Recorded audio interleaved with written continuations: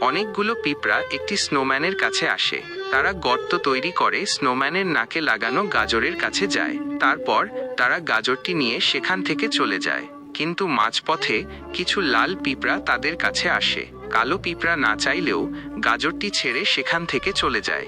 কিন্তু এরপর কালো পিঁপড়া একটি স্কেটিং বোর্ড খুঁজে পায়। তারপর একটি পিঁপড়া স্কেটিং বোর্ডের ওপর উঠতেই বাকি পিঁপড়াগুলো তাকে ধাক্কা দেয়, আর তারা তাড়াতাড়ি সামনের দিকে এগোতে থাকে। তখনই কালো পিঁপড়াগুলো লাল পিঁপড়াদের থেকে গাজরটি ছিনিয়ে নেয়।